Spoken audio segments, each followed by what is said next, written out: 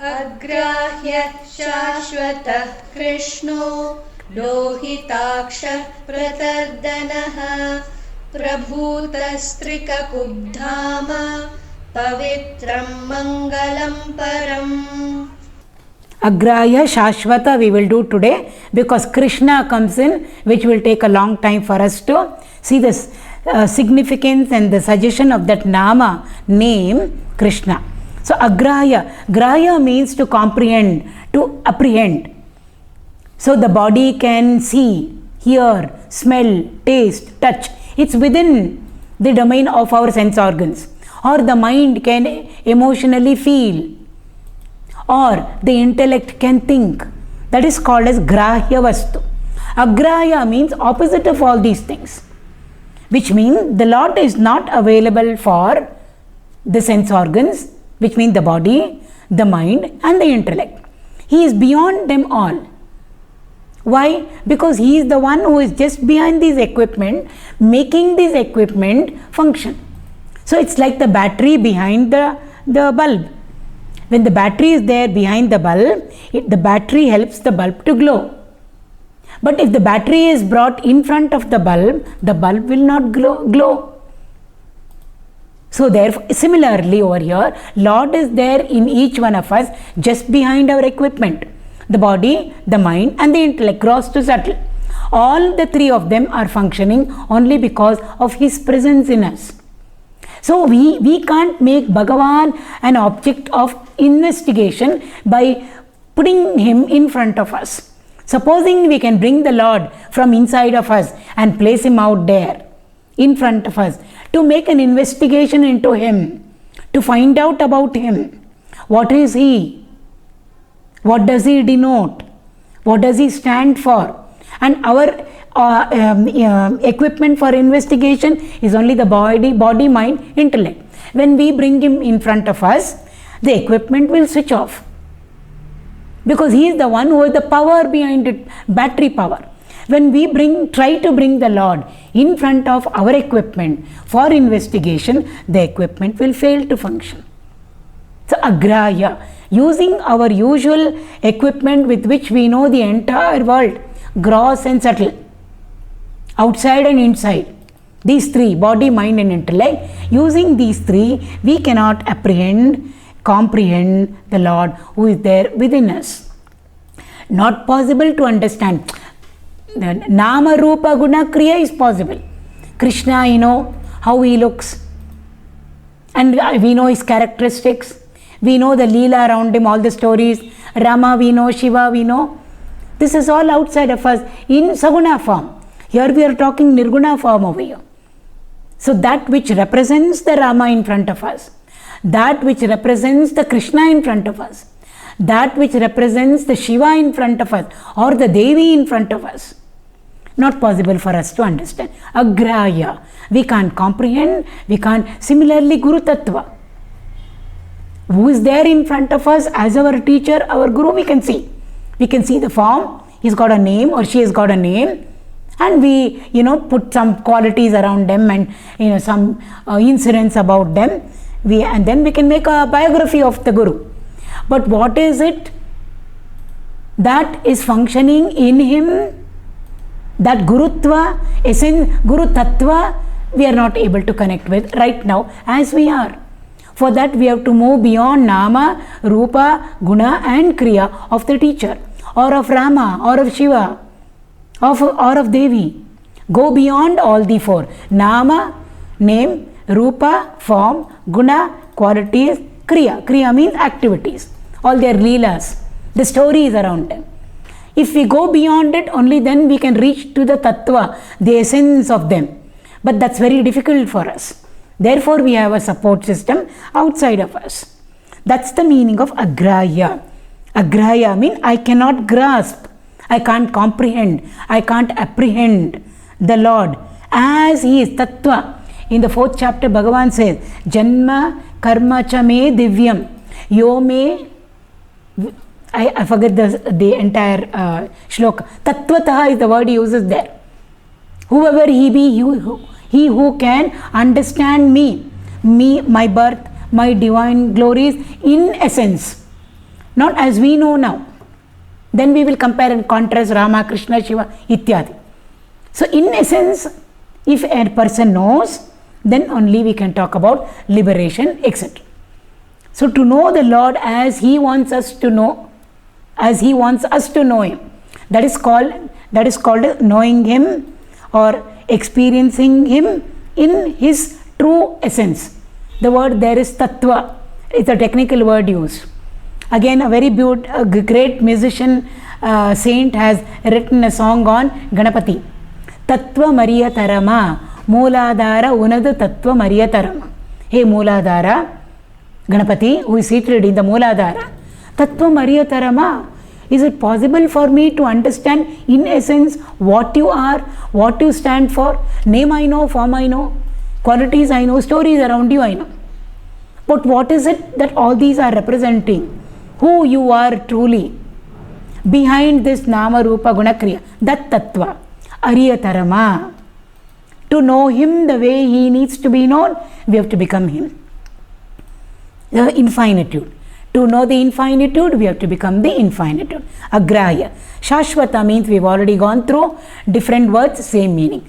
Permanent, changeless, motionless, always the same, ever, fixed in all the three periods of time. Was, is and shall continue to be. That's the meaning of śāśvatā, permanent. So agrāhyaḥ we have done, śāśvatā we have done. Next is Krishna, which we will take up in the next class. We had started with the 7th stanza. In the 7th stanza, we had already gone through two of the names of the Lord. Agrāhyaḥ and śāśvatah is what we had done. We had to do the third one in the 7th verse, which is Krishna.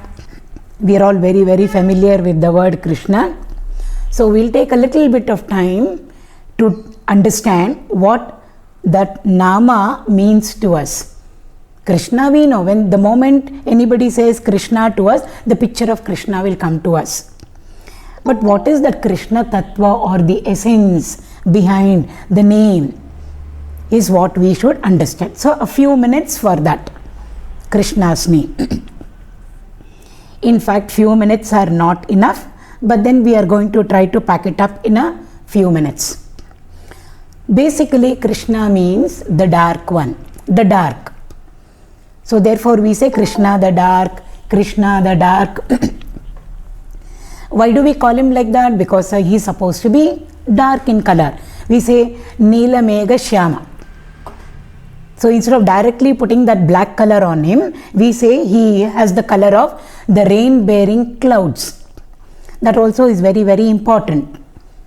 So why is he likened to the rain-bearing clouds, that greyish blue, thick, dark clouds which promise us rain, not the other fluffy white cotton, those which look like cotton, puffs of cotton, chunks of cotton. That is pure white. When we see those clouds, we know it doesn't promise us anything. It's not beneficial to us that way, because rains will not come down. But when we see the dark clouds over there in the sky, we know sure we are going to be benefited because it's going to pour down. And we know the importance of water in our lives. So therefore, Krishna is called as Nila Megha Shyama. He is of the color of the rain-bearing clouds, which means just as the rain-bearing dark clouds are very, very useful, very, very beneficial to us, similarly when he comes into our life, our lives will get automatically taken care of, complete, fulfilled. If the Lord comes into our life, what else do we need in our life? Everything will automatically get taken care of. Our yoga, our kshema, everything gets taken care of. So that's one rendering. Another rendering is he is dark in color. Dark means black color. Kala Kala Krishna we say.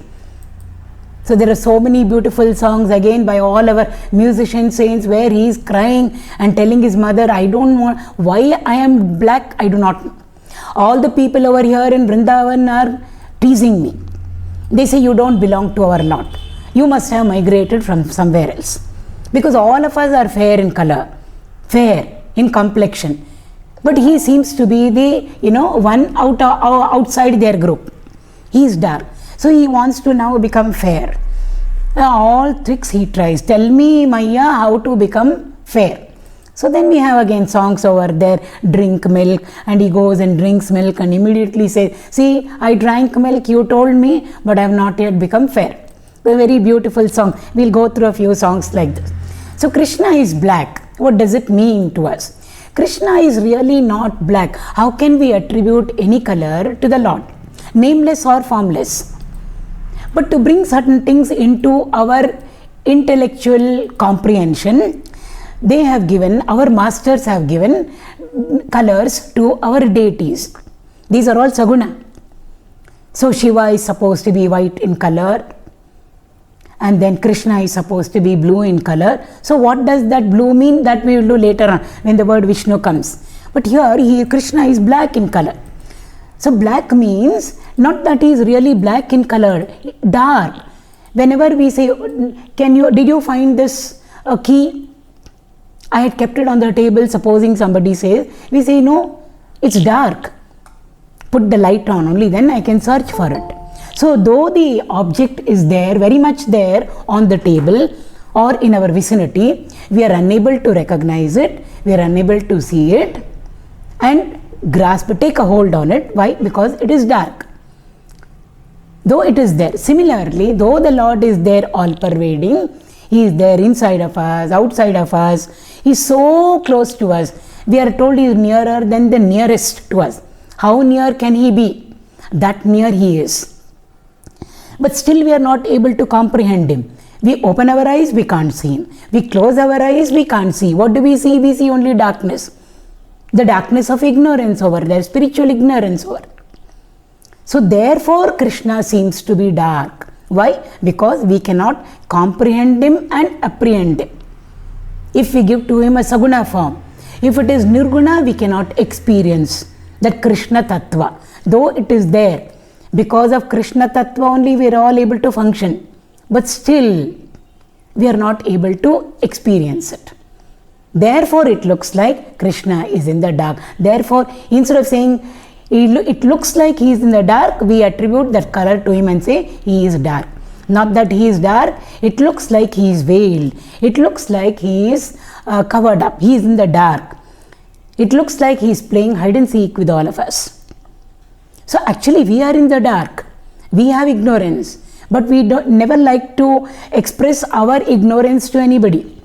Do you know? It's very difficult for us to say, I don't know. It's simple. If we don't know, we say just open our mouth and say, I do not know. There are so many things in life that we do not know. Knowledge is so vast. Everything we do not know. But we never like to tell anybody, I do not know. We always like to say, I know. Then there is an assertion over there of knowledge. It's like, therefore, we are the ones actually who are in ignorance. We are the ones who are in darkness, but we don't want to say we are in the dark. We don't want to say I do not know. Therefore, what have we done? We have put whatever is our situation onto Him. So we are in the dark. We don't want to say I am in the dark. We don't want to say I am enveloped by darkness or I am dark, but we have superimposed it on Him. And we are saying He is dark. He is not dark. We are dark. Dark in quotes. We are not talking skin color over here. We are talking our spiritual state in us. The state of ignorance in us. Lord doesn't mind. He says whether you call me fair or whether you call me blue or whether you call me dark, I am what I am. You can do anything with me. It just doesn't matter to Him because He is. So whatever name we give to Him, whatever form we give to Him, whatever qualities we attribute onto Him, it just doesn't matter to Him at all. Because He is what He is. What He is doesn't depend on our opinion, our intellectual estimate and evaluation. It doesn't depend on that at all. Whereas we, on the other hand, depend on somebody else's opinion of ourselves, somebody else's evaluation and estimation about ourselves. So therefore we are always trying to live up to somebody else's expectation because we don't want to let them down. For Bhagavan, it just doesn't matter at all. So we are actually in the dark. That darkness must go from us. But right now, what have we done? We have transported very, very conveniently all our darkness onto him, and we say, Krishna, you are dark. I am not dark. Means we are all walking pillars, we are all embodiments of knowledge. He says, never mind. I am what I am and you are what you are. When you reach me, you will understand. I will wait for you. There is a very little beautiful incident about this also. We are told the gopis came to Yashoda and complained, hey, Krishna is coming every day to our house, stealing butter, stealing milk, stealing curd. One big list is there of complaints. So Yashoda hears them all, and then she says, look, I'll tell you one secret, how to save all that you have in your house, the goodies that you have. Just keep them all in a dark room.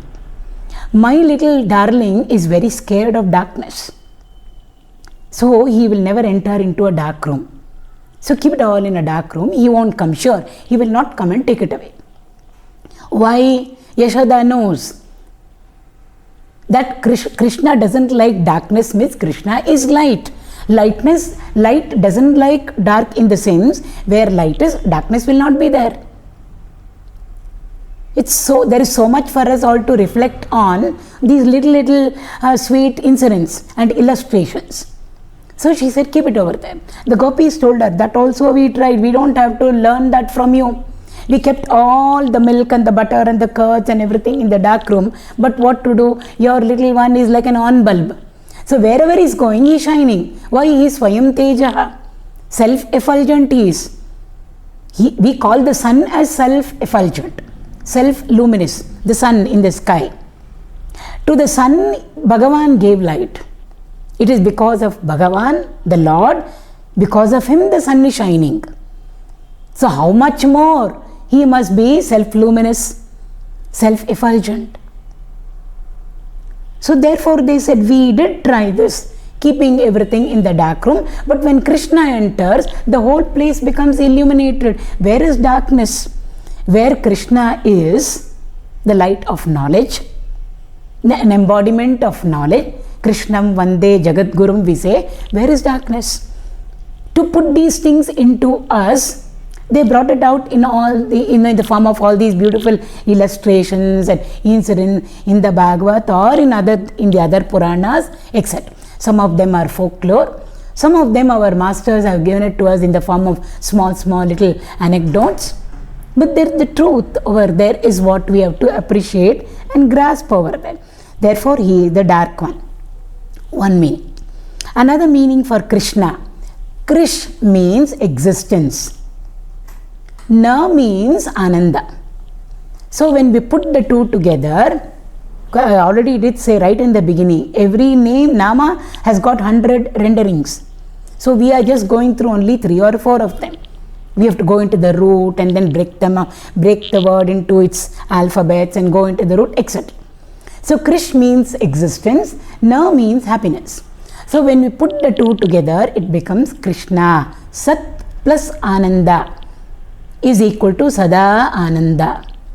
Sada means always, 24/7, 365 days, without any break. Eternal, permanent, always.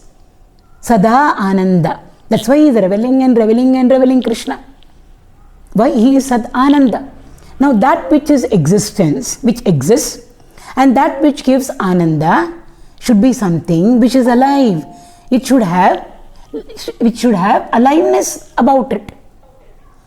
So therefore, in between these two words, Sat and Ananda, Chit also has been put inside. And therefore, if we put all the three together, because Sat and Ananda means Chit is there, included in it. So therefore, Sat Chittananda, Satchidananda Swarupa is. So that's one of the meanings of Krishna. Then another meaning over. So already 3 I think we did. Akarshanaat Krishna. Very beautiful this is. So like we say of Rama, Sarve Ramanti iti Ramaha. One who is reveling and reveling and reveling in everything and in every being, as its very existence, as the very consciousness is Rama. We are not talking about that Kodandapani there. Rama with bow, next to him Sita, Lakshmana, and down there Hanumanji.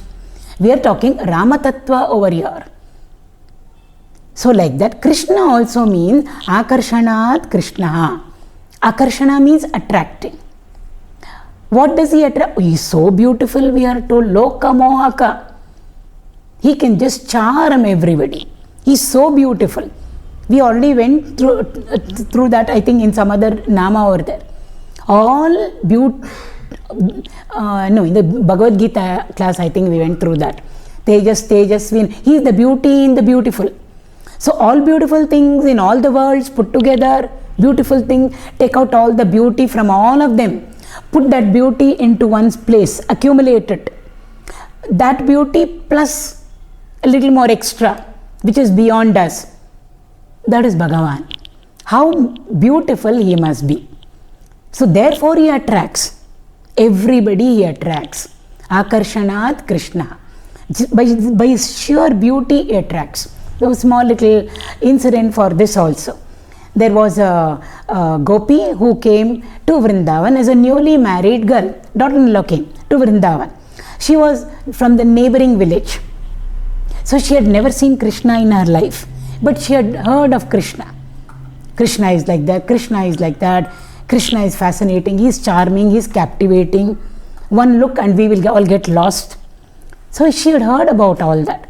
And now she came into Vrindavan as the daughter-in-law of one of the families there. So naturally she wants to see Krishna. She has not yet seen him. Newly she has come to Vrindavan. Then one day in the evening, her mother-in-law told her, no electricity that time. So she gave her a wick dipped in oil into her hand. So no diya and all that, no lamp and all. Just take the, earlier days they used to do it in the villages and all. So she said, you take this oil soaked wick to the neighbor's house. I already see light over there. The lamp is already burning. Go light it up and bring it, so that we can light all the lamps in our house. So the daughter-in-law went. She went to the neighbor's house. Earlier days, nobody used to close the door and we had to ring the bell and or take an appointment and all those things. The doors were thrown open for everybody. Sharing was there, giving was there, mutual, all that was there. We have lost all these things. The culture part, lost. So anyway, so she went and then she said, I want to take the light, Jyoti, from here back to my house. Fine, take. So she took the oil-dipped wick, oil-soaked wick in her hand, and she tried to light it up from the lamp in their house, in the neighbor's house. Suddenly somebody said, Krishna is at the door. Krishna had come to that gopi's house. Krishna is at the door, threshold, main door. She just turned her face, I believe. She just turned to see, because she was waiting for Krishna all this time. She saw him smiling over there. It looked like he had come only for her sake. She got lost in that beauty that she was seeing. He was a mass of beauty over there. Anything beautiful we see, we also get lost. It can be a beautiful sari, then somebody has to give us a shake over there. Come back to yourself. Don't get lost. We can imagine what her state must have been when she saw Krishna at the threshold over there. She just turned and froze over there. Almost like a statue she became. The wick was burning and slowly it had come up to her fingers. It was hot, warm, hot. Immediately she should have come back to her body consciousness because of the heat over there. She didn't even realize that. This is called as going beyond body consciousness. Does it happen? It does happen. It was small little ways it happens. Somebody gives us a shake, we come down. Mother-in-law saw the daughter-in-law had not yet come back. What she must be doing? Maybe she is telling tales about me. So the mother-in-law came. When the mother-in-law came, she saw Krishna at the threshold. Mother-in-law was standing behind Krishna.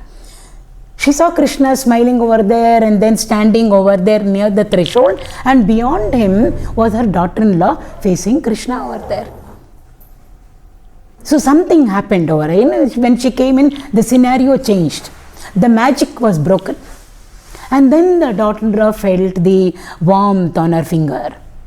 That is called akarshana. When we say it attracts what? How much can it attract? Akarshanaat Krishna.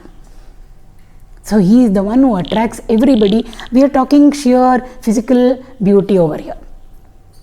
His flute, Krishna's flute. The name of the flute is Akarshani, Ikaranta Strilinga. Veena, Venu, we consider them all as, because mother music flowing out of them. So therefore Akarshani is the name of Krishna's flute. If he is Akarshana, it has to be Akarshani only, because he alone is playing through the flute. So if he is a mass of beauty, if he is all Satchit Ananda, Satyam Shivam Sundaram, what must be the nada, what must be coming out of that flute through which he is breathing in air? It must be beautiful, phenomenal it must be. So Akarshani, we'll come to that later on. How the nada or the melody of Krishna's flute attracted everybody. We'll just come to that a little later on. Here we talked about Krishna's physical beauty. It's not just physical beauty over here at all. Akarshana means attracts. So when we have a magnet in our hand, we know the magnet attracts.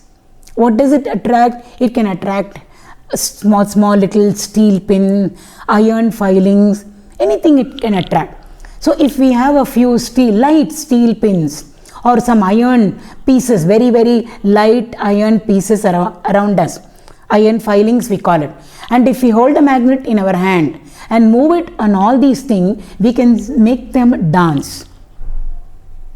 By moving the magnet in our hand, we can make all those steel pins dance over there. Why? They get attracted to it. If we move it very close, it will stick to it. But if we keep a considerable distance between the magnet and the steel pins or the iron filing, we can make them do whatever we want them to do. We can set them into a pattern also. So we can make them all dance to our tune. Or rather we can say the magnet is making them all dance to its tune. We are also like the steel pins or the iron filings. We are a complex entity. Body, mind and intellect. The body has got organs and limbs. So many parts are there of our physical body itself. The mind has got so many aspects. The intellect has got its own aspects. All of them put together, we are a three-tier complex equipment. The body, the mind and the intellect. There is some, and the body, mind and intellect is playing about.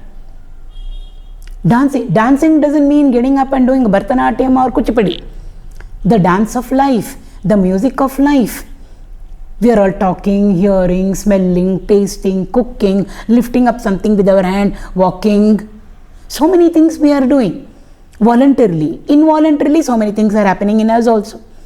The heart is doing its job, the lungs are doing their job, diaphragm is doing its job. Every organ in us is functioning. So they're all doing what? They're all doing a nritya over there. Who is making them do? They are all actually belonging to the realm of matter. By themselves, they don't have life. They can't do whatever they want to do. They can't. They don't have life in them. They're not alive. Who makes them do whatever they are doing? Who is that? Who is there in us? Who makes the body do whatever it wants to do, makes the mind whatever it wants to do, and makes the intellect do whatever it wants to do, good or bad. But we are all functioning so beautifully, dynamic, brilliant, vibrant, entity, physical beings we are all. We are not dead factors there, lying like stones over there. No, not a dead weight. We are very vigorously living our lives at all three levels, body, mind, intellect. What is that factor that is there in us which is making everything do whatever it is doing? Makes the heart function, makes the lungs function, makes the intestine function, makes everything function. When we see a beautiful laddu, what makes the saliva come in our mouth? Simple as that. It won't come just like that. The salivary glands are dead. How do they know that they should secrete the saliva only when the laddu is seen? Some coordination is there between the mouth And the laddu that the eyes are seeing, tongue did not see. So therefore, something must be there in all of us, which is collecting all these things, keeping them all together and making them do whatever they are doing. We don't have a nut and bolt arrangement, but everything is staying where it is staying. Because gravity is there. So suddenly the heart doesn't, our physical heart doesn't decide to go down.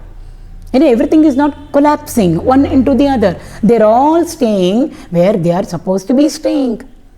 Somebody must be looking after all these things, keeping everything where they are supposed to be. Solar system. Sun is there, all the planets are moving around it. We have our earth, moon is moving around it. Gravitational force is there. Why can't they all collapse into one another and just, collide with everything, and total chaos will be there? All of them so beautifully are going around in their orbits. None of them come closer to the sun 1 millimeter, nor they go away from the sun 1 millimeter.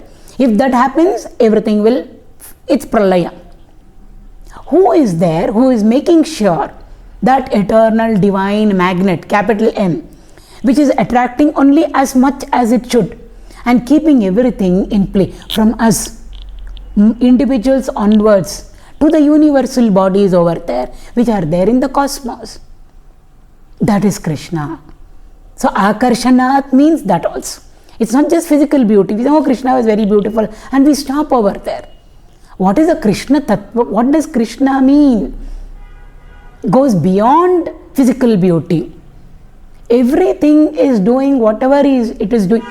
It is doing, I mean, everything is in its place. So every cell in us, every drop of blood in us. Gravity, why? How is the blood going up? Which pump system in us is functioning? Heart is there, but somebody must make the heart function. Somebody must make the lungs function. So both repulsion and attraction, when we talk about akarshana, doesn't mean only attraction. Immediately repulsion there in a very positive way is attached to it, connected with it. Who is doing it? Akarshanaat Krishna. He is the one. So when we say Krishna over here, it means that Brahman of the Upanishads, the nameless, the formless, all pervading Lord, who is addressed as Brahman in the Upanishads. That is Krishna.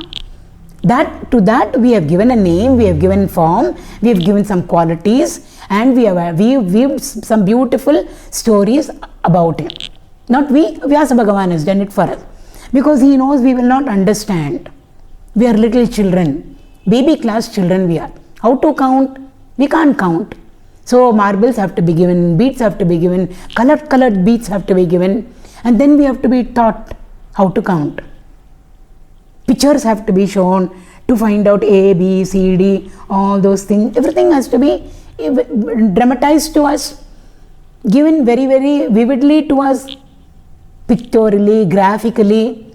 So all our stories are pictorial, graphical representations of that Brahman. All our Puranas. That is why we call it mythology. Mythology, mystical literature.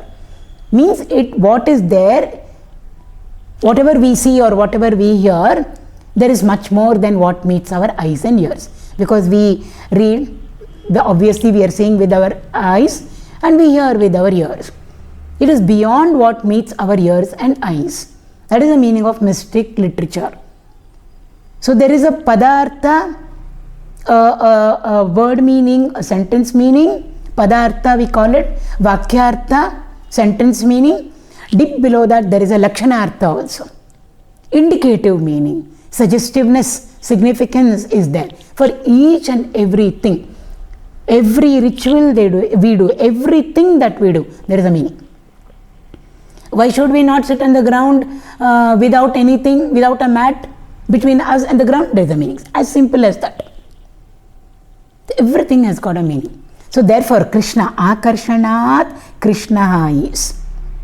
Before we go to his Akarshani flute over there, again in the Mahabharata, he says over there, in one of the scriptures, He says, when Mother Earth becomes so hard, so tough, when she becomes very rigid, sometimes the earth is so hard, we can't just pick up a little mud from there. We have to use some instrument, a pointed instrument, and then lift up, ease the mud over there and then we take it up. So when she becomes very, very, very hard, solidified, Krishna says, I become the divine plow. That's why the word Krishi means we associated with agriculture. So where did Krishi come from? Krishna it comes from. He says, I become the plow. If Krishna becomes the plow, it must be a divine plow. The plow that plows the land. And he said, I don't become an ordinary plow because Mother Earth is very, very rigid. Hard she has become. I become an iron plow. Iron is one of the metals that we get in the earth. In the chemistry periodic table it is there. Who created iron? Bhagavan only has created it. We didn't create any elements or metals. So he says, I become the iron plow, tough. And then I plow the land, Mother Earth, which has become very, very hard, so that it becomes feasible for us. Therefore I am called Krishna. He says, kṛṣṇā means to drag. What do we drag? We drag the plow over there. So therefore I am called Krishna, he said. Now we apply it to ourselves. Because if we tell children or even elders, they say what? This is all unscientific for us. Where will Mother Earth become so hard? And where will God become an iron plow? And then he will plow the land. So all these are very, very subjective to all of us. Our mind is like the agricultural field. So before we put the seeds of knowledge, the teacher will put the seeds of knowledge into all of us. And then on putting the seed over there, we can't just ask the farmer, he will tell us. We can't just spray some or throw some seeds on the ground. It won't come up. The land has to be plowed, made ready for sowing the seeds.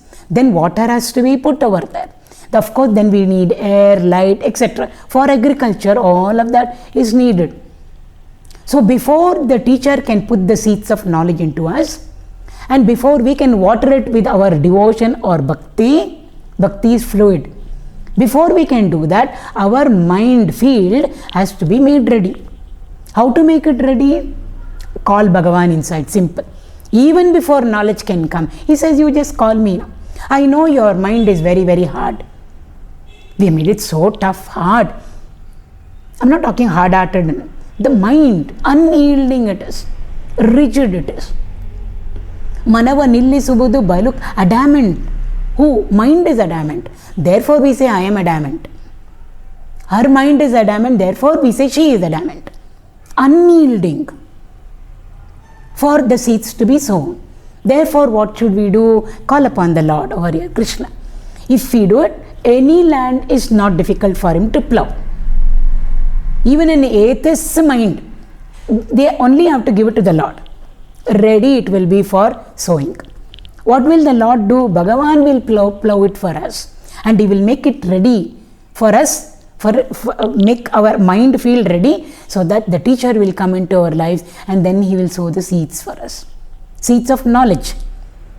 And then our karma, bhakti, all of them, yes, everything has to be brought in over there for us to spiritually grow.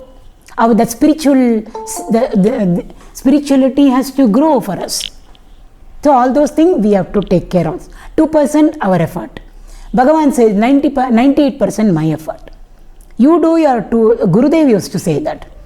You do your 2% effort. Put in your 2% effort. Bhagavan will put in 98% effort. For anything, even materialistic projects, we have to put in first. Then the Lord will come and step in over there.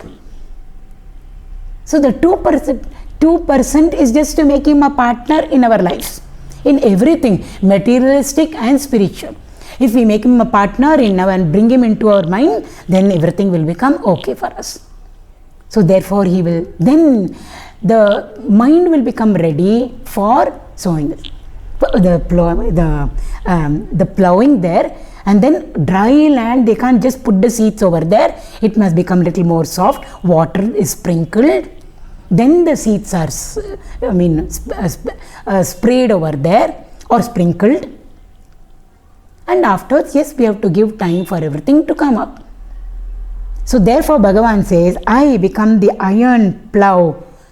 Just as I become the iron plow and plow Mother Earth, actually everything is within ourselves. So we have to call upon the Lord to come and plow our mind field, make it okay, conducive for the knowledge to come into us. How much we have to work on. So the plowing has to happen, and then bhakti should be there. Very, very dry land, if we just sow the seeds, the heat of the mud will roast the seed over there, and then nothing will come out. So the right temperature must be there.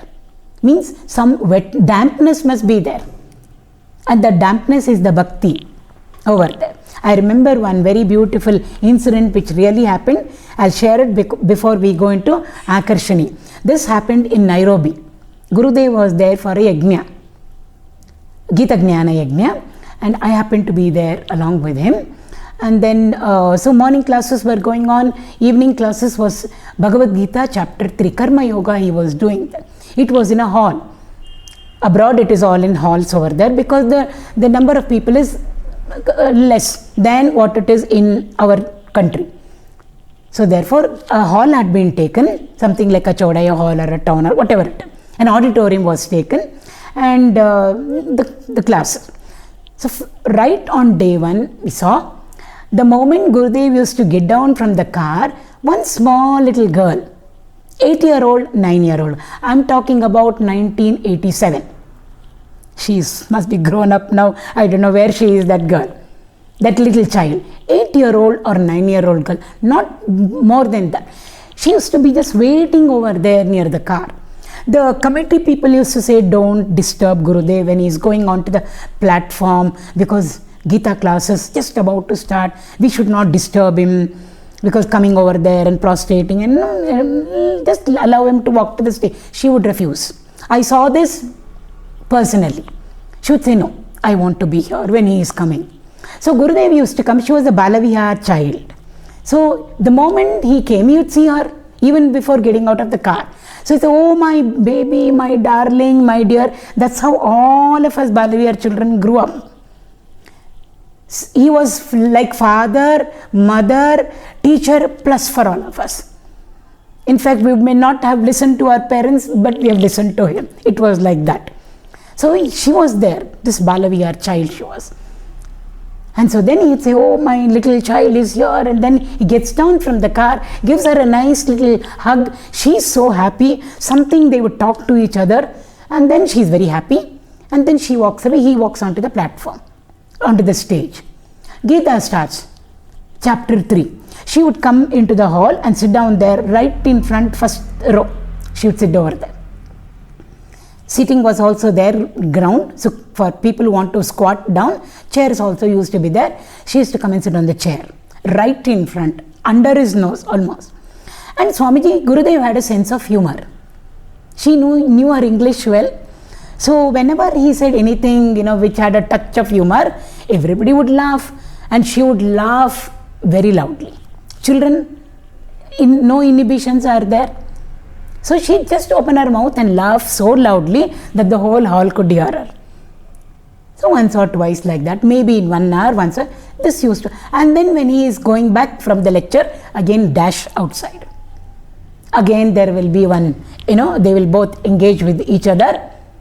And then she will say, Hari Om, Swamiji, and he would go back in the car.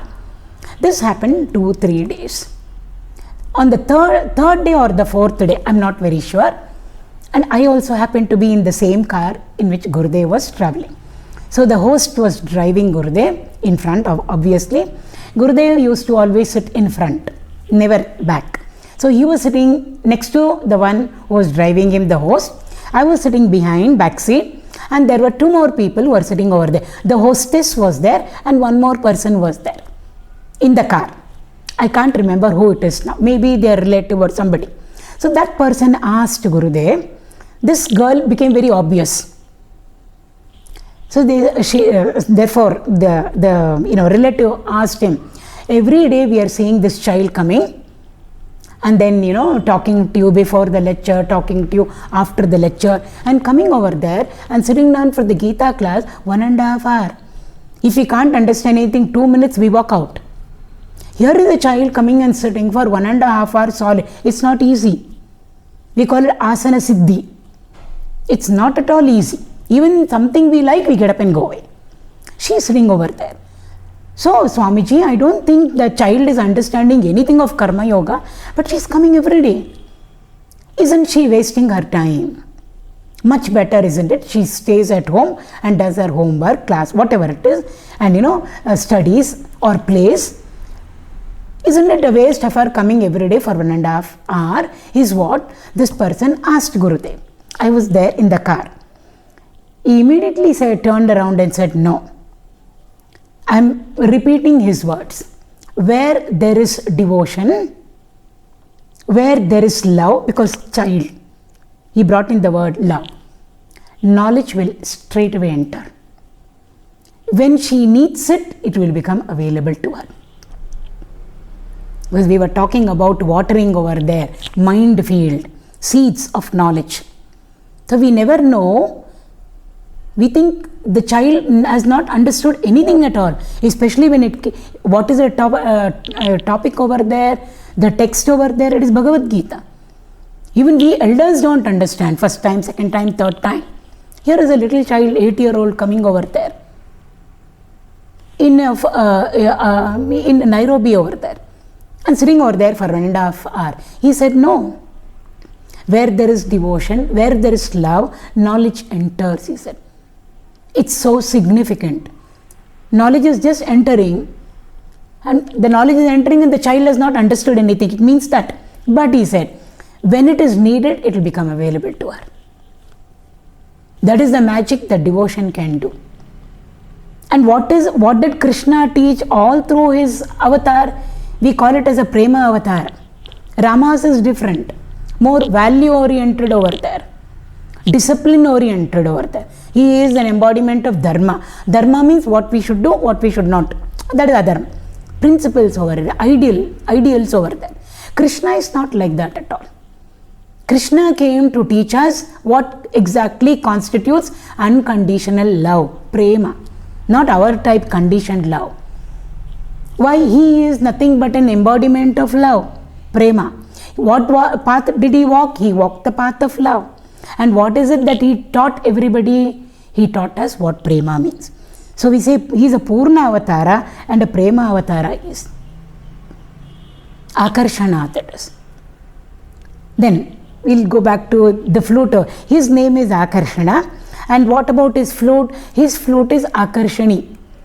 It attracts. Not only Krishna attracts, but even his music, the music that is coming out of his flute attracts. Gurudev used to say, try to remain silent. You can hear his flute within you. Where do we hear the flute? We can only hear what is happening out, around us, to whatever extent, depending on the intensity of the sound that is coming. He said, it's one of his very oft-quoted, a one-liner.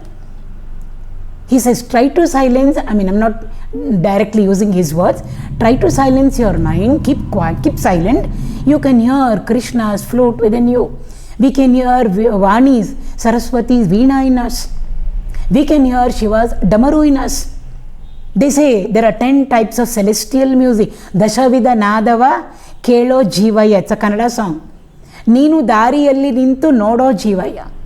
The master is telling us, Jivas, stand on the path. Which path? On the spiritual path.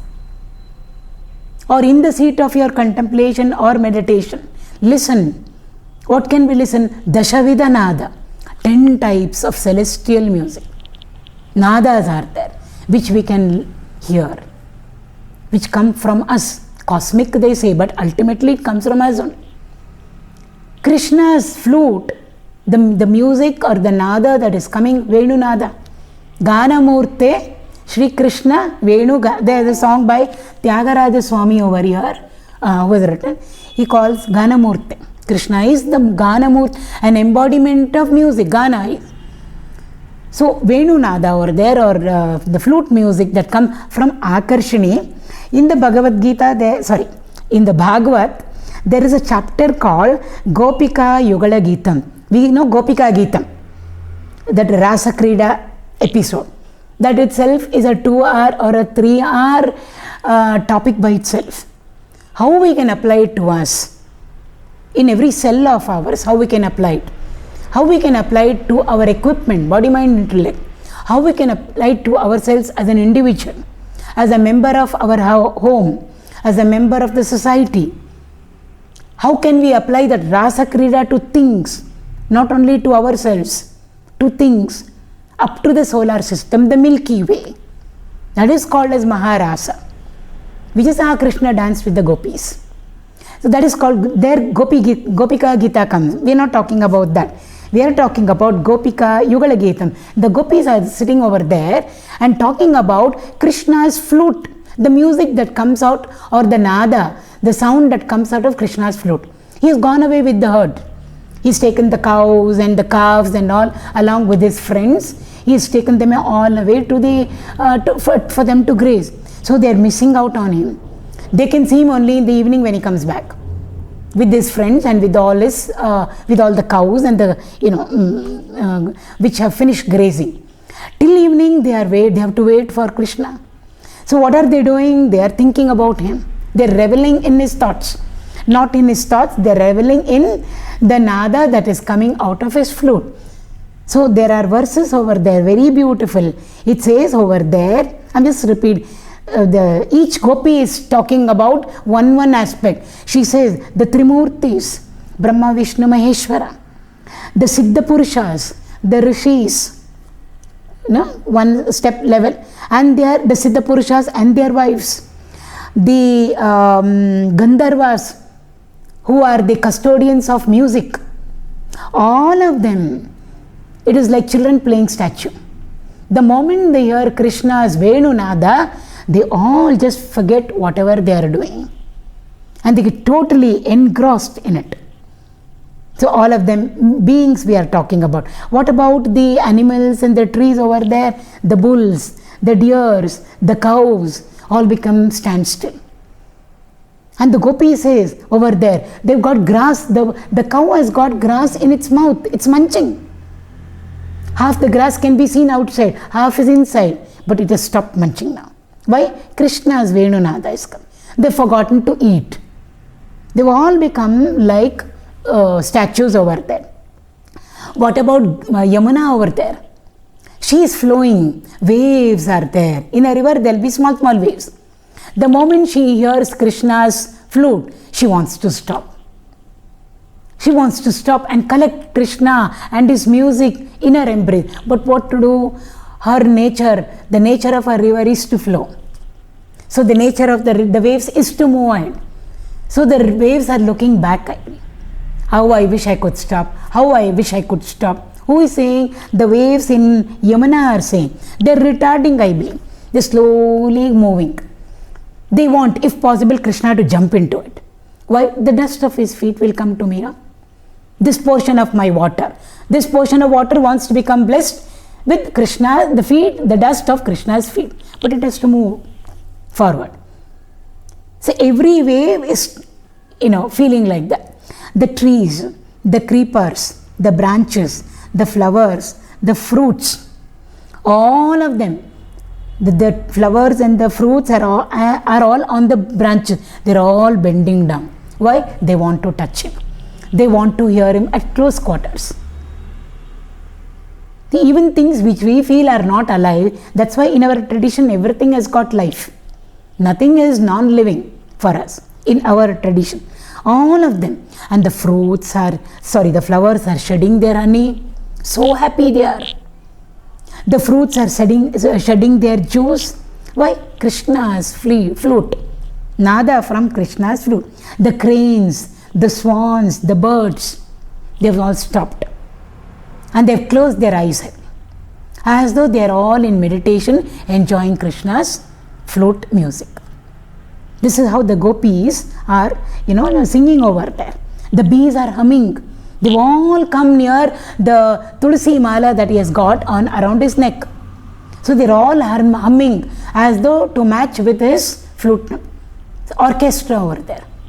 So they're all humming, they are singing, and their music is matching that which is coming from Krishna's flute.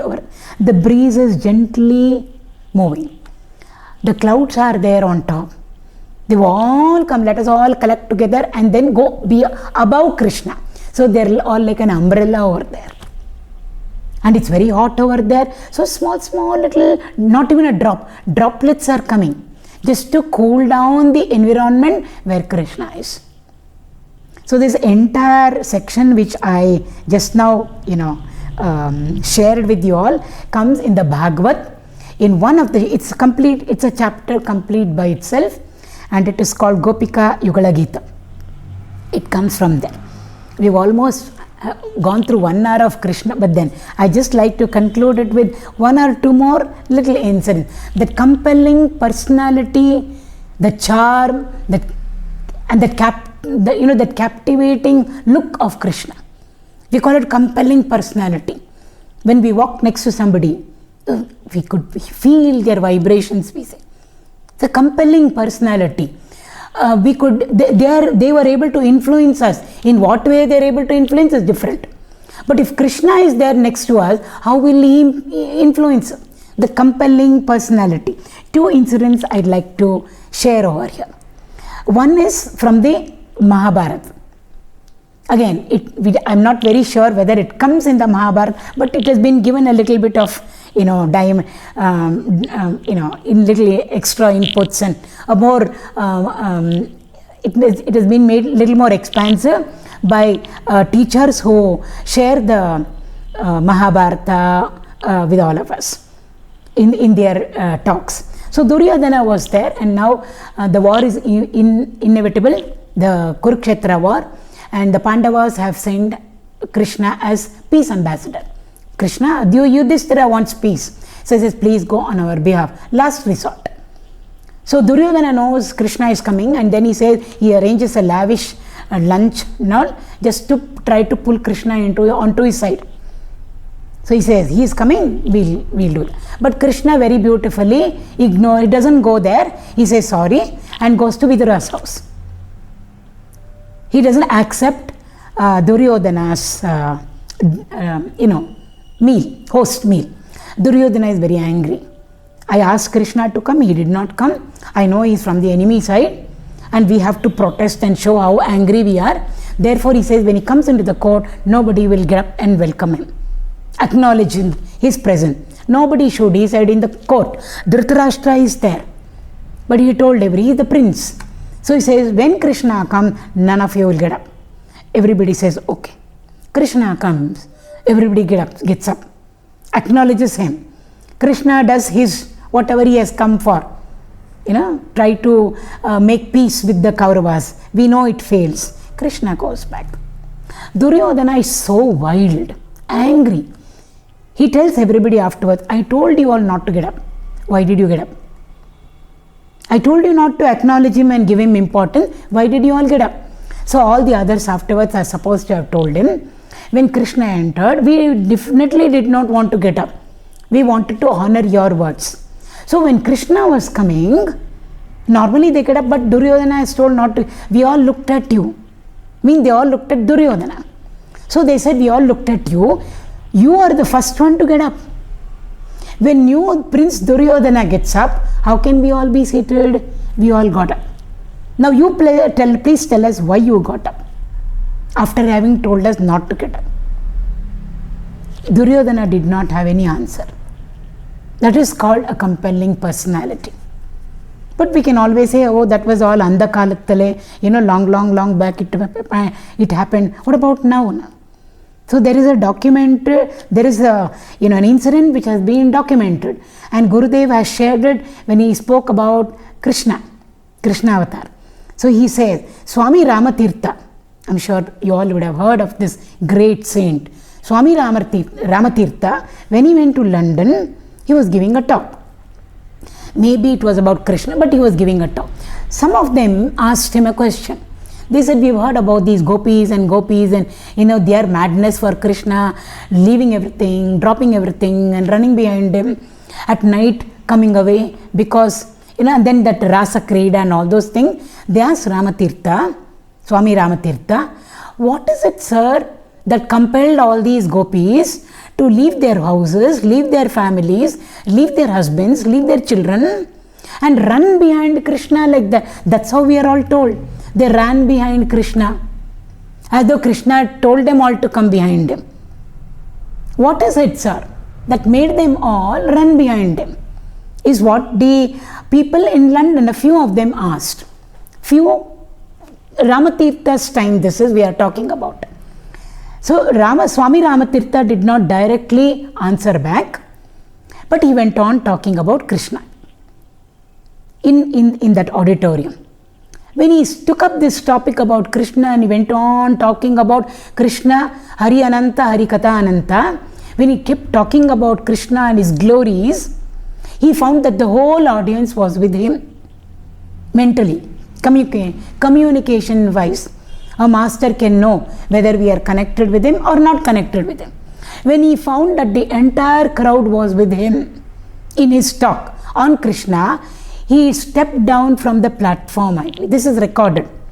And started moving in the aisle and walked out of the auditorium. The entire crowd that was there, the people over there, that time, maybe not many, 100, 200 is a big crowd in London those days. All of them rose from their seats, came out and started walking behind Swami Ramatirtha. He is supposed to have continued. Maybe he turned towards them and walked backward. I do not. But he continued to talk because there is a charm that has been a magical charm created in that entire surrounding. That is what satsang is all about. So he continued to walk out of the auditorium. Everybody went out of the auditorium also. He came onto the streets, I believe, on the road there. The whole crowd is there behind him. They have no idea that they walked behind him. And then naturally traffic jam, people on the road, not heard of those days. Here in India we are used to crowds on the road. Suddenly what is happening? Then immediately the charm was broken. Because traffic was there, horning was there, cars were there, the police came over there. The magic got broken. All of them then realized that they were on the road over there, just behind Swami Ramatirtha. Ramatirtha is supposed to have turned to them and smiled and said, when I, who doesn't belong to Krishna's era, Dwapara Yuga, I haven't seen him in quotes, he is a great master. For them all it is experience within. But just to convince them, when I of this age is talking about an ordinary human being, he is so humble, an ordinary person, is talking about Krishna belonging to the Dwapara Yuga, you all, and in a language, English language, foreign language, you all got up from your seats and you come behind me. What made you come behind me? Can you explain that? He said. So if you can come behind me, lost in the glories of Krishna, how compelling his personality must be. What to talk about the gopis who are living in Krishna's time. Can you imagine? This was a direct experience for them all. He demonstrated it for them. That is what is called as akarshana. There are very, very many, so we won't go into the next, nama today because almost time, another 2 minutes more. That is what Krishna is all about. We have taken almost 1 hour for Krishna. I remember Gurudev, when he was asked to talk about Krishna and they gave him 1 hour, it's recorded. He said, you want me to talk about Krishna for 1 hour? Even Krishna can't do it. That is Krishna's glory. That is the personality called Krishna that we are, his glory that we are all sharing. Beautiful kirtans are there, Devarnamas are there, Abhangs are there, north, south, east and west. All our, in fact, the kirtans that we can attribute to Krishna is much more than the kirtans attributed to any other, because that much he has given to us.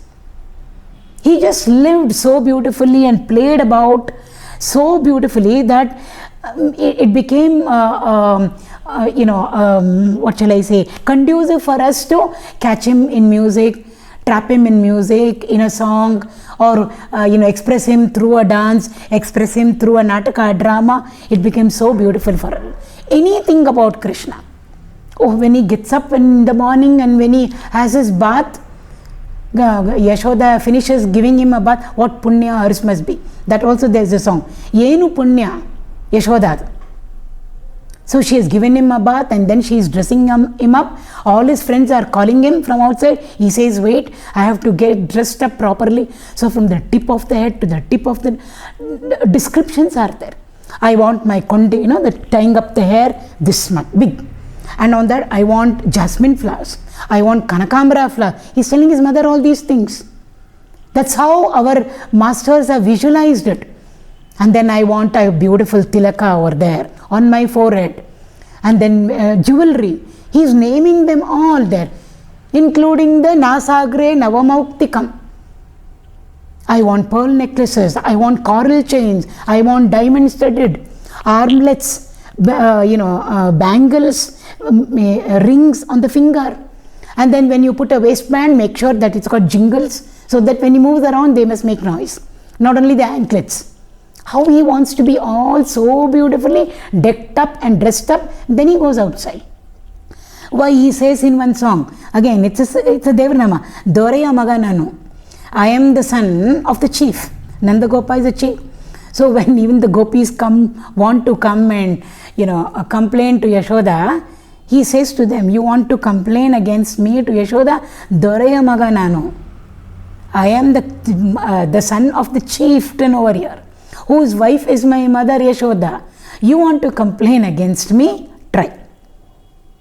Beautiful songs are there. You want to complain? Try. So that's one section. We have Dasarus also, all our masters.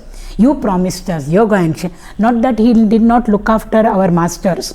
All for our benefit, they have put it all down. Krishna, you said you will look after us. Where are you looking after? You are having nice Naivedya over there in Udupi Krishna temple, whichever temple. Not one item, 2 items, 3 items. So you are enjoying all the luxuries over there, which all the devotees have given to you. Everything, 5-star treatment, and you are not looking after us at all. You just wait and see. Now we will let out the secret from the bag. The cat will be out of the bag. Now we are going to tell all negative point, if we may call it negative, about you. Then you see who will worship you. This is called Ninda Stuti. Ninda means criticizing, blaming, complaining the Lord. It's allowed. It's called as Ninda Stuti. There are beautiful Ninda Stutis on all gods, including Rama also, written by Bhadrachala Ramadasru. So therefore we have just gone through one Nama of the Lord. Like this, every Nama we can go through. But because it was Krishna, I thought we'll go through it a little more elaborately. We've gone through the Nama Krishna. The next one is lōhitākṣaḥ and pratardanaḥ. Those two go together, which we will take up in the next class. We had started with the 7th stanza. We had gone through 3 names of the Lord, agrāhyaḥ, śāśvatō and Krishna. Last time we almost took 1 hour for the explanation of Nama Krishna itself. That is only the tip of the iceberg actually. It's not complete by itself. So now we will go ahead. Stanza 7 we are doing. After Krishna comes the word Nama lōhitākṣaḥ. Aksha means eyes. Lōhitākṣaḥ means red-eyed. One whose eyes are red. Red always represents for us Rajoguna. Anger it represents for us. So what does it mean, the Lord with the one who has got red eyes? It only means that he is angry for a purpose. Not like how we all get angry. So what is his anger directed towards? His anger is always directed towards the evil, towards the wicked, towards all those who are on the wrong path, the path of adharma. And therefore they are persecuting all the people who are walking the path of dharma, the virtuous people, the noble people, the sattvic people, the spiritual people. So all the Rakshasas and the Asuras come into that category. They have to be punished for whatever they are doing, the wrong things that they are doing. In the Gita itself, the Lord has told us to punish the wicked and to protect the good. Now and then, depending on the time, I manifest myself, Arjuna, is what the Lord told us. So we know all the avatars. What was the need for Bhagavan's avatar? So that is what it means over here. So lōhitākṣaḥ means one who takes up an avatar with a specific purpose. And here what is the purpose indicated? It is to completely annihilate all that which is wicked, evil, wrongdoing, and thereby protect the virtuous, the noble, the sattvic people who are walking the path of spirituality, who are walking the path of dharma. So basically it means punishment. So should we be punished? Is God a person who punishes us? Yes, he has to punish now and then. He has to get angry now and then. So therefore even we are justified in getting angry. But then how much of anger is there? At what time? In what place? Under what situation and condition? And why are we channelizing that anger towards a particular person? There should be solid justification for it. If it is for a useful purpose, constructive purpose, yes, we have to go ahead and punish the wrongdoer.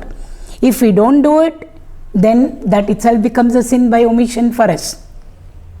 We had to do it, we had to pull up the person at the right time, in the right place, but then we didn't do it. Therefore the person has got encouraged to do more wrong, to do more evil, then it becomes wrong on our part also.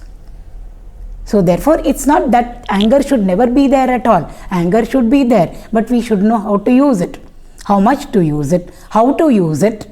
What is the weapon that we are going to use when we are displaying our anger? Weapon, I don't mean the weapons in that sense.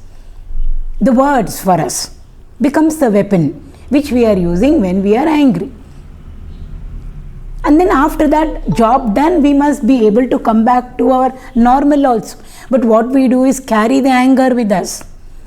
Through weeks, through months, we carry it with us. Once the job is done, it should be removed. Gurudev used to say, very nicely he used to say, he was very strict.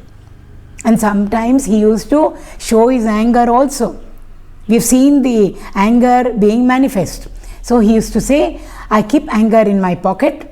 Whenever I need it, I take it out, use it and put it back into my pocket.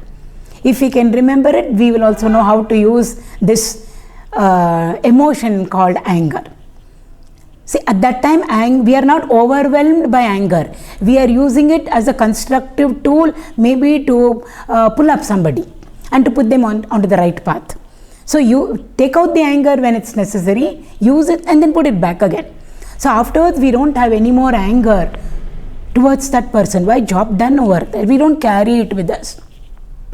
Even in the Bhagavad Gita, in the 10th chapter, Bhagavan says, Dando Damayatam Asmi, he said.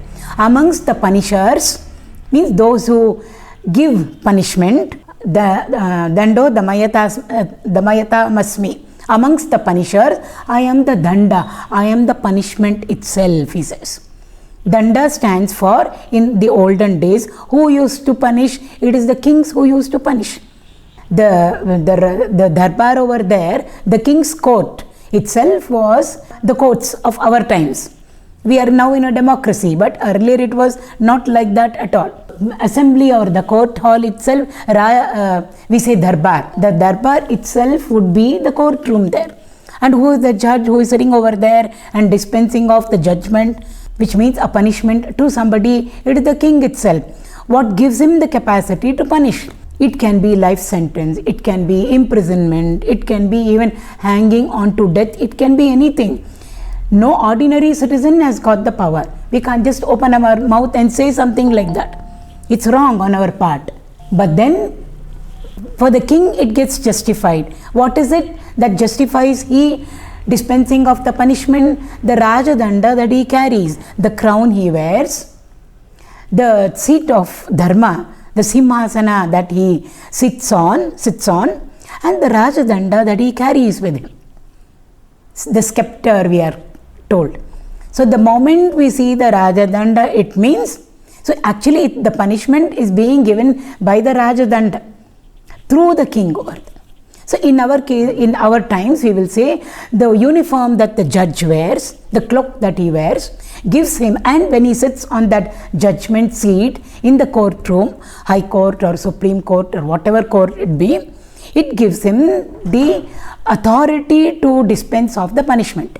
But the moment he is off the chair and the cloak removed, he can no more say anything to anybody. He can't even pull up a person. He just becomes an ordinary person like all of us. What is it that gave him the right? What is it that gave him the authority? It's the chair over there. And it's the cloak that he wears. What is it that gives the authority for a policeman to even stop the president's car on the road? It's the uniform that he is wearing. So the uniform there is equivalent to Rajadanda. The moment he is off the uniform, he is just like any one of us. We can't even stop any person who is crossing the road. He will say, who are you to tell me? So therefore the Lord identifies himself with that, with the authority which can dispense of the punishment. So all punishers, whoever punishes, individual level, family level, society level, the state level, national, international level. Is the international court also is there. So amongst all those who punish, Bhagavan says over here, I am the Danda. Means I am the authority which gives you the capacity to punish. So he himself is associating himself with that, and he says, wherever there is evil, wherever there is negativity, the Asuric and the Rakshasic regime comes in, becomes more pronounced. I come over there, he says, and then I destroy it all. And immediately there will always be a substitute. We can't leave it vacuum over there. So immediately the good comes in, the virtuous comes in, the noble comes in. So the scales have been tilted back over there. That's what the Lord means when he says lōhitākṣaḥ. Whenever we are reading a meaning into any nama or a name, it should apply to both micro level and macro level, individual level and universal level, up to the country, up to all countries put together, international level, plus at the cosmic level. At all levels it works out. So lōhitākṣaḥ pratardanaḥ. Bhagavan say over here, tarda means to destroy, to annihilate, to dissolve away. Whatever is there in front of us is manifest. So that manifest, when it goes back into unmanifest, it just dissolves away. There are no names, there are no forms. Of course, there are no qualities and activities over there. It's the opposite of creation. So if he is the one who is responsible for creation of the entire world of things and beings, which are all associated with nama, rupa, guna and kriya, then he maintains it all, nurtures it, nourishes it, maintains it, looks after its yoga and kshema. At the end of it all, who does upasamhara of it?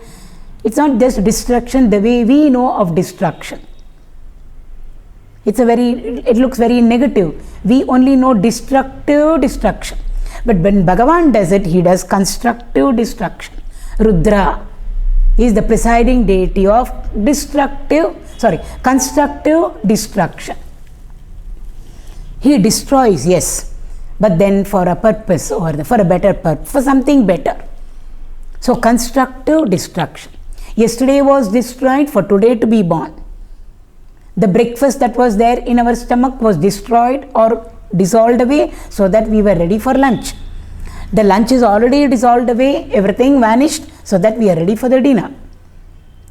So there is a constructive purpose over there, because of which destruction is taking place. So when we add to something, it becomes total, complete, full. So pratardanaḥ means one who at the end of this yuga, let us say, he is the one who facilitates pralaya. Laya means to dissolve. Dissolve means what? All that which is manifest goes back to unmanifest.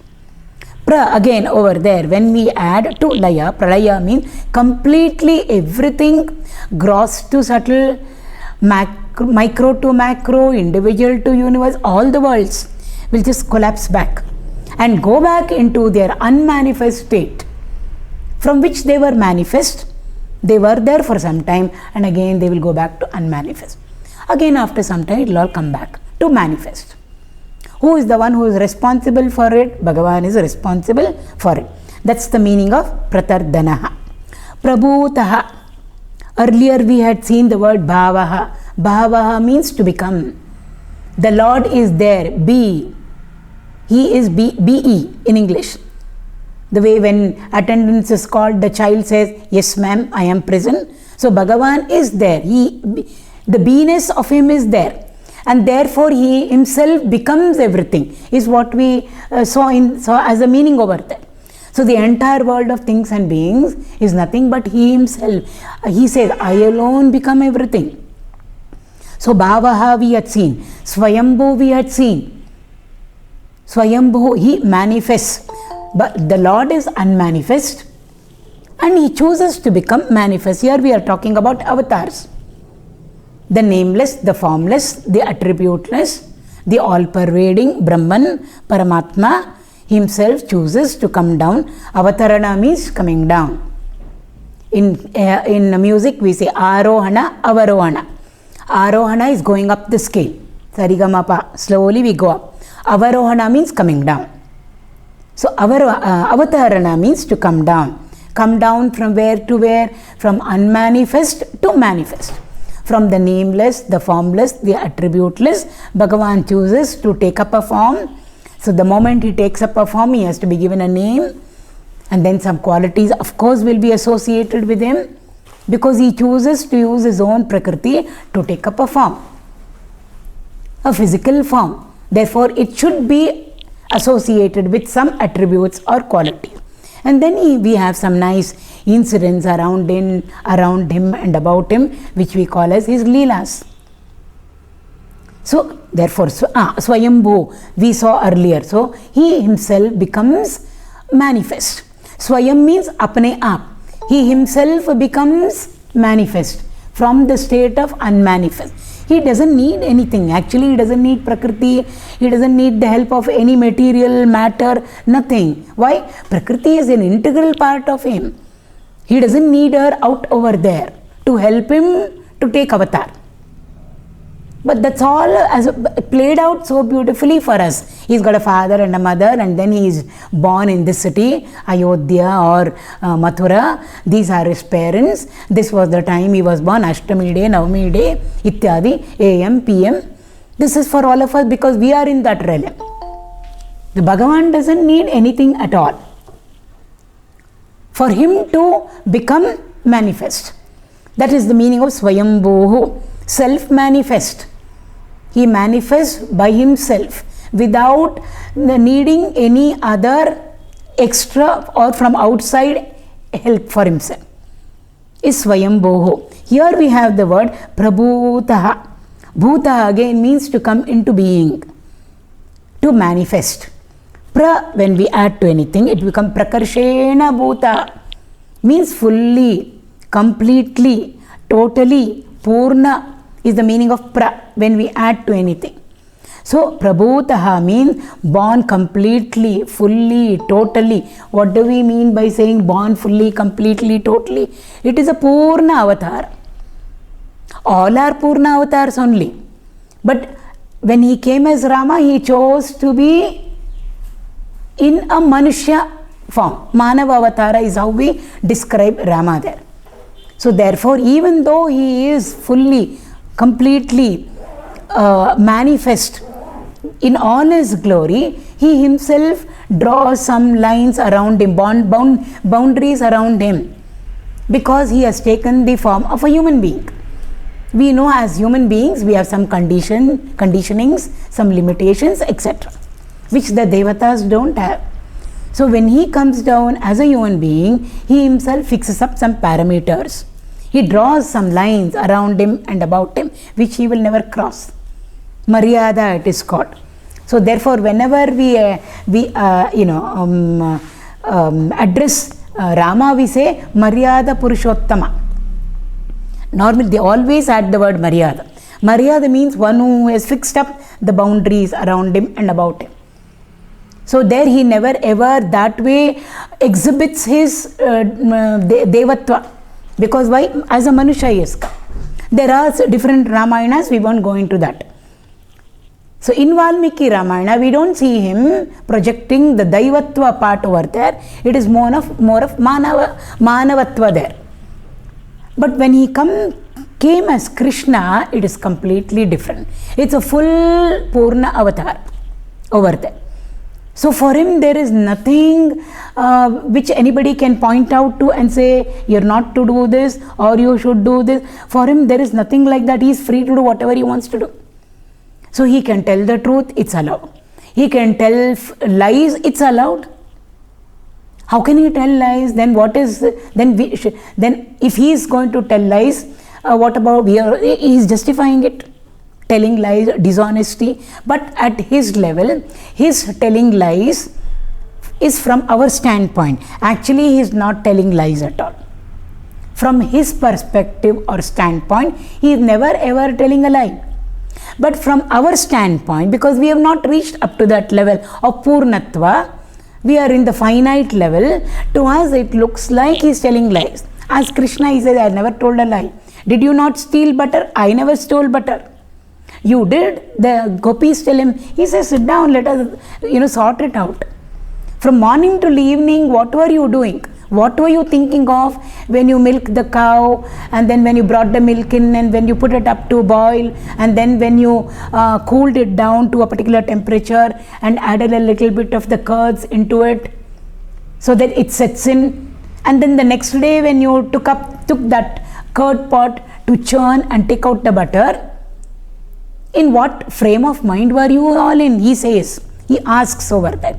These are all, again, kirtanas, kritis over there. Everything was Krishna over there. Everything is Krishna.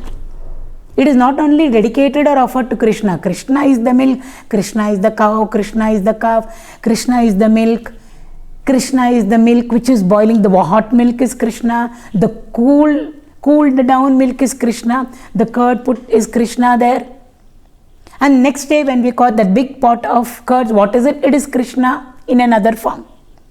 So everywhere Krishna's name is written there. Then when you churned it, with who? How did you churn it? What was the strength with which you churned it? Krishna. So Krishna curds was there, Krishna churning rod was there, Krishna churning rope was there, and who churned it? Krishna churned it. That is called as Sarvam Krishnamayam. So easy for us to say, everything is Sarvam Krishnamayam Jagat. But what does it mean? We have to go to the gopis level and then try to understand these things. So everything is Krishna. So when the butter came out, what is that butter? It is Krishna. There are different interpretations. So beautiful. It is Krishna butter. That means on the butter, Krishna's name is written. Just to make it easy for communication. If there is a book and somebody's name is written on that, and she herself takes that book back, she's not stealing. It's her book. Her name is written on the book, so she took it. How can it be stealing? It's not stealing. So he said, through, everything was mine. Nothing was yours, Gopi. Everything was mine. And when the butter, the end product came, that also was me. Mine it was. See the butter, my name was written on it. So when I take mine, where have I stolen? How we can interpret it? That is called Purna Avatara over there, Krishna. Similarly, the 16,008 wives also. And he is supposed to be the perfect brahmachari. It looks like it is false. It's not false at all. When he has come in his infinite, he never ever, puts aside that state of infinitude in which he is reveling in, Krishna. He is fully aware, 100%. That is called as a Purna Avatara, Purnatva. He is always in that highest state. And from that highest state, he is doing his transaction. Vyavahara is doing.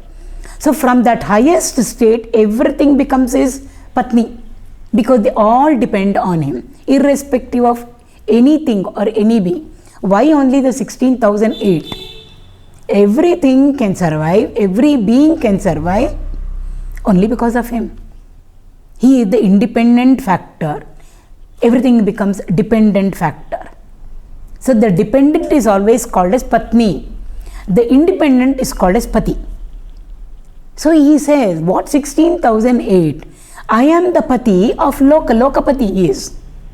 Jagatpati, we call him by that name. So when he is Jagatpati, he is the Lord of the entire universe. 16,008 is just a mere number, insignificant for him. He is already the Pati of them, even when they were in the prison and they were all released. It's only he is identifying over there, that's all. So from his state, there is nothing at all. So Prabhūtaḥ means he comes in all his full glory. What are all the glory? That's when we anybody who is given the title Bhagavan when they have 6 qualities with them. What are the 6 factors? What 6 factors are they? And these 6 factors not in finite amount, not little, infinite measure. These 6 factors should be associated with that person. Then the title is given as Bhagavan to that person. The status over there. Bhagavan. What are the factors? Jnana, knowledge. We think we know everything, but we actually do not know anything. So knowledge. How much knowledge? Infinite. That is why we say Loka Guru, Krishnam Vande Jagat Guru. He is knowledge walking on 2 feet. All knowledge put together.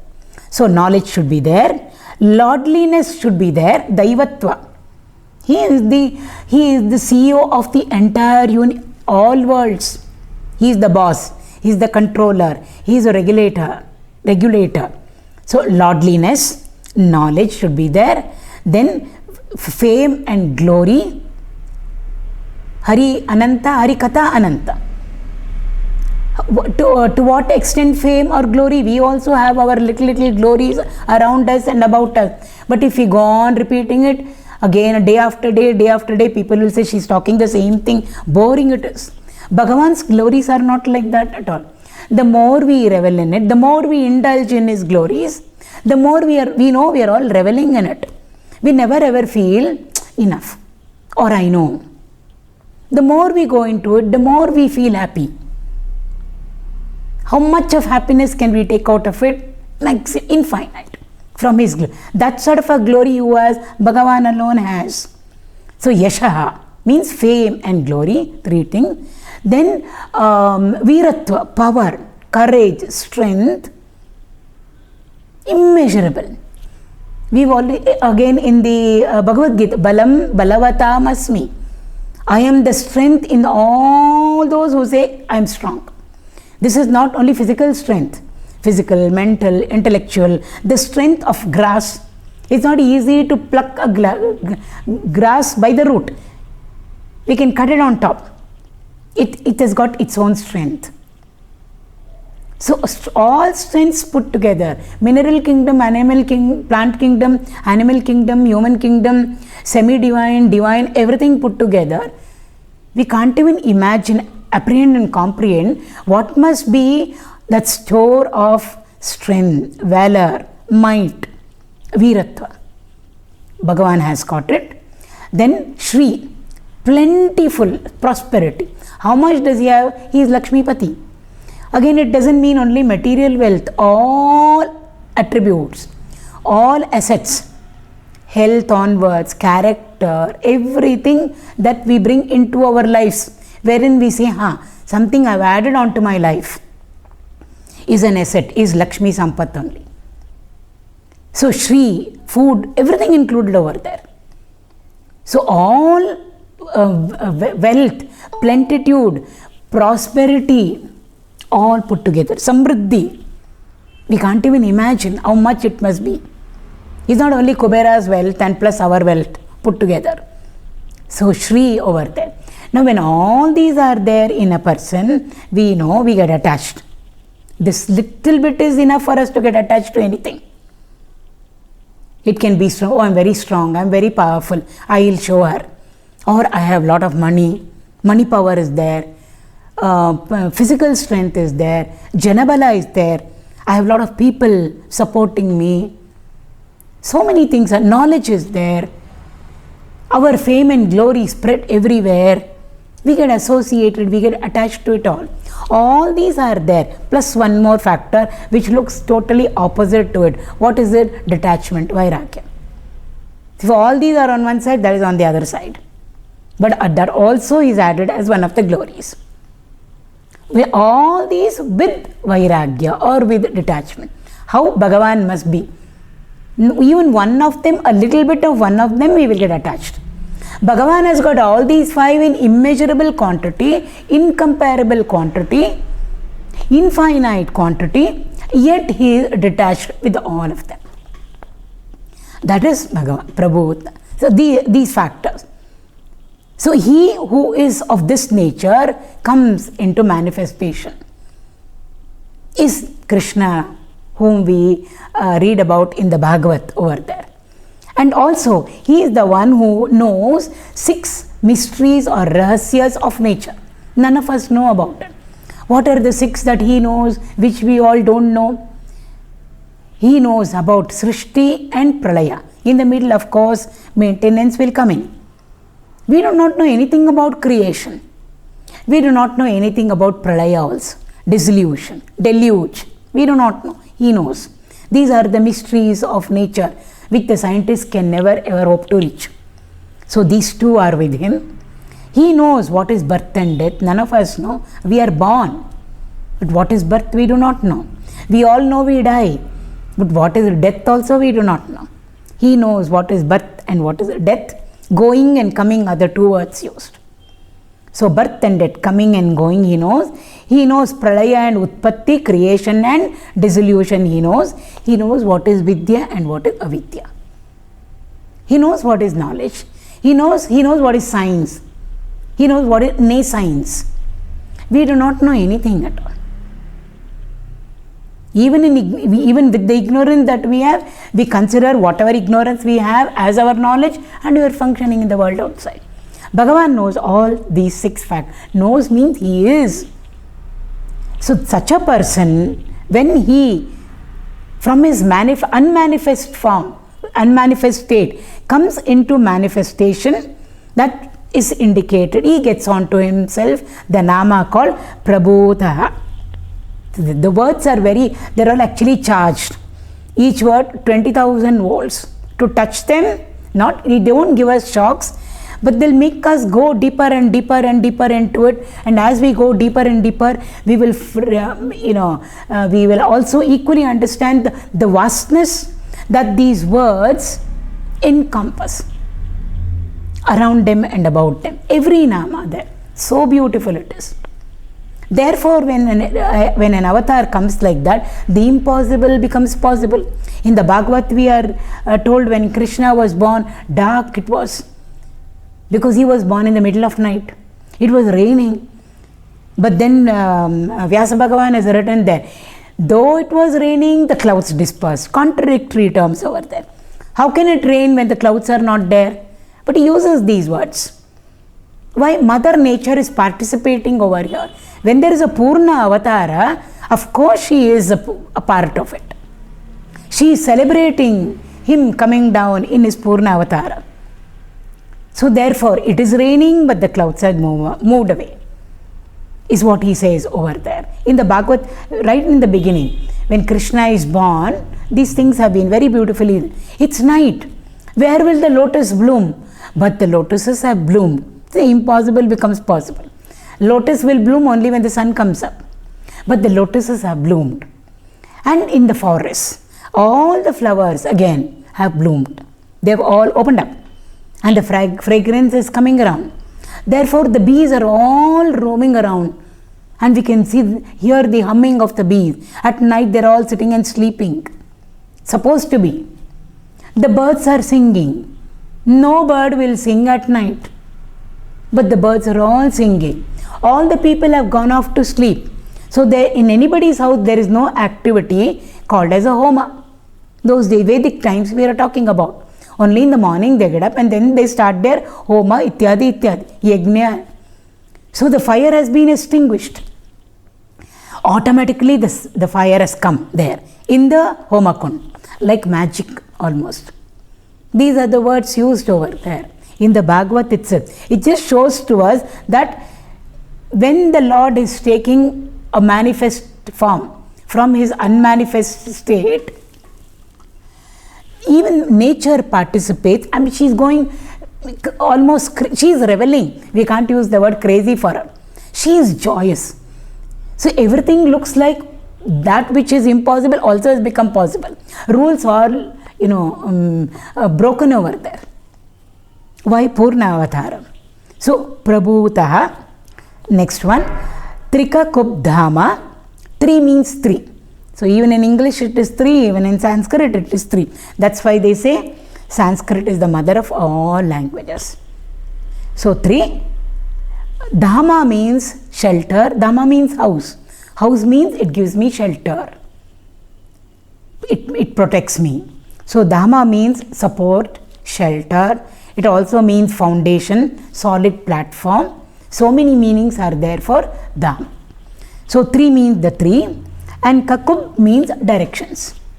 General meaning it is. So therefore, Strikakubdhāma means one who is the support of all the 3. What are the 3? All the 3 worlds. Anything that comes under the category of 3. Bhagavan alone is the supporter of all of them. He supports it. He is the base. He is the foundation. He is the very substratum for everything. That's what it means.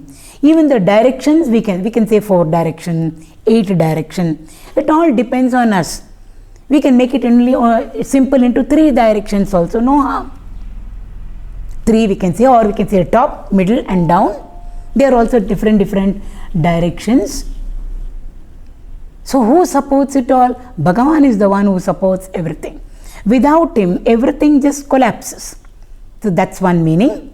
The 3 gunas that we go through every day, the sattva guna, the rajo guna and the tamo guna, they all need a platform on which they can manifest themselves, work out themselves. What is the stage on which the sattva guna in us is playing about? What is the stage or the platform on which we are able to express our rajo guna or our tamo guna? Bhagavan is the substratum. Without him, the gunas can never ever express themselves out. So the basis for our 3 gunas, the 3 time periods, past, present and the future. Who supports the entire past? Bhagavan supports it. Who is now supporting our present world? He is supporting it. Who will support the future? Or who is supporting it? The future which should come to us. He supports it. He is there, allowing the future to become a possibility. Otherwise the future will never become a possibility and become a present to us. So the Lord who supports all time. Bhuta Bhavya Bhavat. Earlier we had gone through similar nama there. He is the one who supports all the 3 time frames. He is the one who supports all our 3 bodies, equipment, the body, the mind and the intellect. We are a complex personality. Actually, there are supposed to be 3 cities, one packed into the other. Like how we have a set vessels. A vessel set. 3 vessels, one going into the other. Outer one will be the biggest vessel, then one more inside and then one more inside. Like that, outside is the body, sitting inside it is the mind and sitting inside it is the intellect. Who supports all these 3 and allows them to do whatever they are doing. They are doing all of them put together. The drama, the music and the dance of life is going on for all of us. Who supports it all? Bhagavan is the one who is supporting all of them. These 3 are made into 3 asura, Tripura Asura. That story of Shiva which we have, 3 asuras. They were all in 3 flying cities, we are told. Flying means anything we can reach out to and do in the world. That's what it means. From sitting over here, our mind can fly to the States. Up to our friend who is over there. How did it go? Wings, it is called. That mind city went over there. These are all very, very illustrative, symbolic they are. So 3 cities. One was gold, one was silver, and one was iron, we are told. Body, mind, intellect. Body is the iron city. Inside is the mind, silver. Then inside is the intellect, the gold. And all of them were playing about, dancing around. And Bhagavan Shiva, Shankara could not annihilate them because they had a vara. As long as we are not aligned in a straight line, nobody can touch us and kill us. Supposing at some point of time, for some reason, we all align ourselves and come in one straight line, then you can kill us. That's the boon we ask. Brahma said, okay. Shiva was waiting, we are told.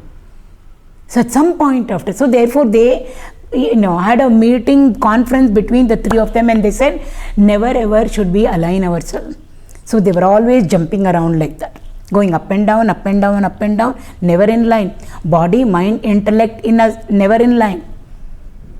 We are always tossing about 6s and 7s, not outside. 6s and 7s inside us. We know how disturbed we are all. At the body level, mind level, intellect level, and their combination and permutation. Where is alignment? It's not there at all. Therefore Shiva waited. At some point of time, all the 3 of them came in line. He had his bow and arrow ready in his hand, we are told. And then the moment they came in line, he released the arrow, it went through them. And they got burnt, reduced to ash. The Shiva in us, who is the Shiva in us? Shiva is each one of us, the spiritual seeker. So what is it that this body, mind, intellect, these 3 cities have to be burnt up. Burnt means transcended. We have to disidentify ourselves from. Drop our attachment to all these 3 is equivalent to burning. So the knowledge that is there in us, we have to use and then wait. So in our seat of meditation, how many years it's going to take, how many janmas it's going to take, we do not know. But we have to wait, keep on doing our sadhana. Means Shiva is waiting inside us. The knowledge is waiting inside. The fire of knowledge is waiting to burn up. Burn up means to transcend and go beyond it. Once everything gets burnt up, means we are able to transcend our equipment. What is left behind is that one ash, one white ash, which represents the state of realization, which we call Vibhuti. Vibhuti means divine glory.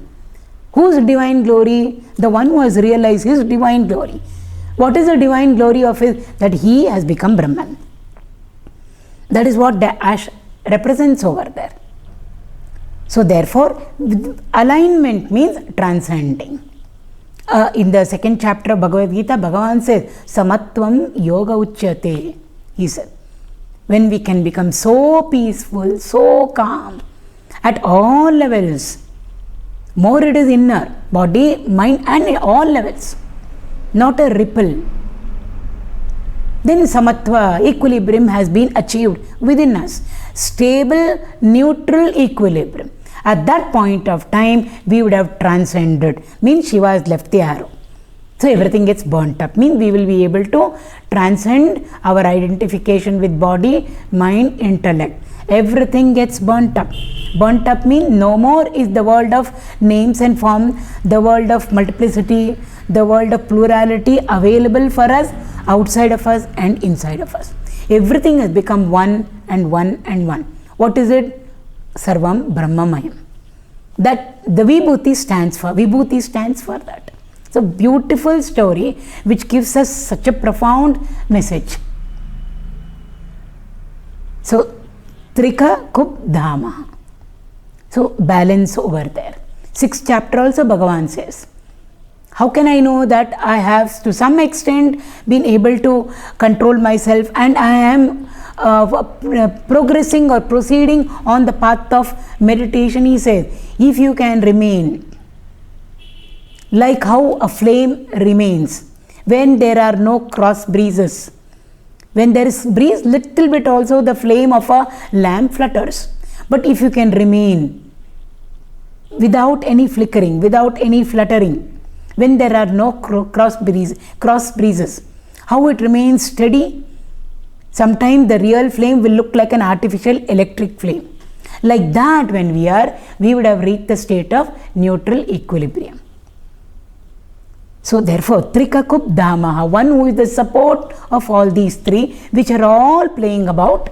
And finally, so from where did it come? It came from him. From where did the waves rise? It rose from the ocean. Where are the waves playing about? They are all playing in the ocean only.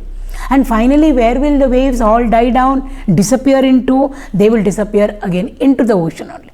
So we can say the ocean is the Dhamma, the foundation, the substratum or the support for the waves to get created, for the waves to play about, and for the waves to disappear into.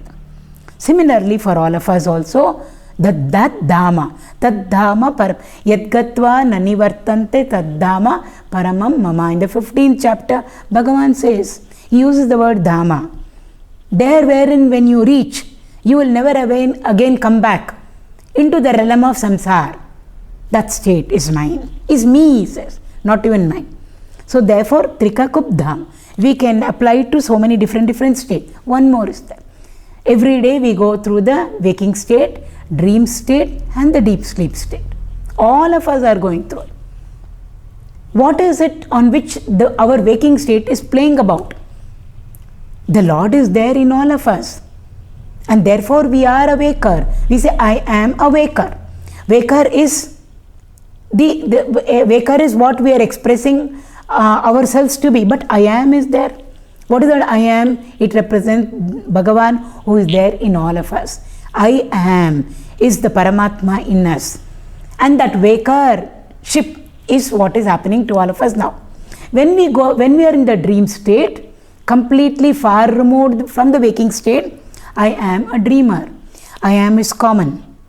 But what is happening over there? There is a dreamer, a dream world and dream experiences. Like now, we are a waker, waking world, waking experiences.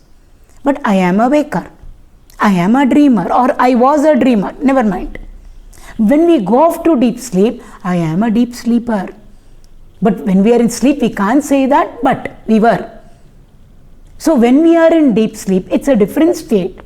Far removed from dream and waking, wherein nothing exists for us. Three different states all of us are going through every day. Waking state, dream state, deep sleep state. What is common in all of them? Nothing is common. Waking world, waker, waking experiences. Dreamer, dream world, dream experiences. No equipment, nothing at all there. No world, nothing to experience, deep sleep. Everything is so different. I am is common through them. What supports our waking world, waking state? Or what supports me, the waker, is the same that supported me as a dreamer. And it is the same which supports me as a deep sleeper. That Bhagavan says, I am. So there is nothing other than him, kinchit na anyat. 7th chapter, Gita, 7th shloka. Matta parataram na anyat kinchidasti dhananjaya. Hey Arjuna, kinchit means even this much, there is nothing other than me that exists. I alone, it's not that I created. Everything is me, is what the Lord says there. So, Trikakubdhāma. Pavitraṃ. We've already gone through Puneet, I think one word like that we already went through. Bhutātma. Pavitra means pure. I am purer than the purest. Beyond that, we can't have anything pure. The purer a substance is, the subtler it is. Subtler anything is, more pervasive it is. If Bhagavan is the most purest, he is the most subtlest, subtler than the subtlest, and therefore it is the most expansive, all pervading. One nama, so many things get included over there. Pavitra doesn't mean pure in our sense. This water was pure, now something got added into it, therefore it is impure. We are not talking external impurities over there. We are talking something completely different over there. In us all, as we are now, we are all awaker, we are completely pure of yesterday's dream. Whatever happened in yesterday's dream, nothing can touch us, kinchit, this much also of the dream cannot touch us as a waker. We only dreamt it, but it can't, good or bad. Yesterday we wrote the exam and the result came in the dream, but today I have to write the exam. In the dream, that is completely, it doesn't hold good in our wake. Yesterday maybe we did something wrong in the dream, but we will not be punished for it in the waking world. So how we can say I am completely pure of the dream when I am in the waking state? Similarly, that highest state, which is the God state of consciousness, is completely pure of all other states. The waking state, the dream state and the deep state. Our state, with respect to our states, we are not a trace of matter in him. Matter can't do anything to him. Maya cannot do anything to him. She can't touch him. He is the boss. She is under him. He is Maya Adisha. We are all Maya Adina. Maya plays her. She plays through and through us. Not fully she need not come in all her glory. This much of her is enough to put us into the, to trap us into this web of samsara. This much is enough. We say, I have got caught in samsara. Why? Because of Maya. This much of her is enough. His Maya is divine Shakti, but it can't touch him. But us, yes, she has overwhelmed us. Therefore, Durattiya, it's not easy for us to get out of this Maya without his grace and blessing. So, Pavitra, that's what Pavitra means over here. So pure. I mean, whenever we say pure, we always think of how we consider things and substances as pure. It doesn't mean that at all. Not a trace of Maya in him. Not a trace of the realm of samsara in him. Nothing over there.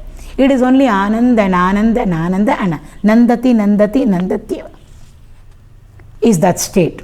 So how to describe it? It is being described as Pavitra. Paramam maṅgaḻaṃ. Mangala again is we went through Shambho, Shiva, we went through same thing over here. The same meaning, essence, but the word is used different. Param means supreme, total, completely. Maṅgaḽa means Shubhatva, Kalyana, auspiciousness. In him the auspicious, no inauspiciousness he can ever enter. Therefore, he alone who is pure can purify us.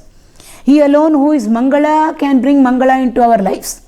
We have Madi, Mailige, all those things. In Bhagavan, there is no Madi, there is no Mailige, there is nothing. It is only Maṅgaḽamurti Marutanandana. It's not only Marutanandana. Bhagavan is Maṅgaڵa. So that Maṅgalatva, walking on, again, because when we say walking on 2 feet, we understand it. Maṅgalatva, given a form, walking on 2 feet, just like us, is Bhagavan. He is a mass of Maṅgaڵa. So when he enters into our life, it has to be Shubha and Maṅgaڵa only. Therefore, the Upanishads say, he, the one who removes, and if Maṅgaڵa has to come in, Amaṅgaڵa has to go away from us. Both can't mix over there. If light of knowledge comes in, immediately darkness has to go away. They can't coexist. So if auspiciousness has to enter into us, inauspiciousness must go away. If Maṅgaڵa has to enter into us, if it is entering, Amaṅgaڵa all taken away. So the Lord is the one, Paramatma or Parabrahma is the one who takes away the Amaṅgaڵa in all of us, in our lives, and brings in Maṅgalatva into our lives. Therefore, always Maṅgaڵa Arati for him. Maha-Maṅgaڵa Arati. We never do Maṅgaڵa Arati to us. We say, I will do Arati to her. In our language, Arati Marti means I will show her what exactly I am. So for us human beings, it is only Arati. But Mangala Arati and Mahamangala Arati only for the Lord. Why? By the time we say Mangala, Amangala has come round the corner into our lives in whatever way, whatever period of time, how it comes, we do not know. So Mangala Arati only for him, therefore Mangala only for him, Arati for us. That is why Jayakara only for him. No Jayakara is done for a human being. By the time we say Jaya Jaya for a person, Apajaya has already come round in some form or the other. So only Jaya Gosha will be for the Lord. So Parama Maṅgaḻaṃ is 8th Shloka. Ishana pranada prano Jyeshtha Shrestha Prajapatihi Hiranyagarbho Bhugarbho Madhavo Madhusudanaha. The Ishana, I think we had gone through the word Isha somewhere earlier. Ishvara.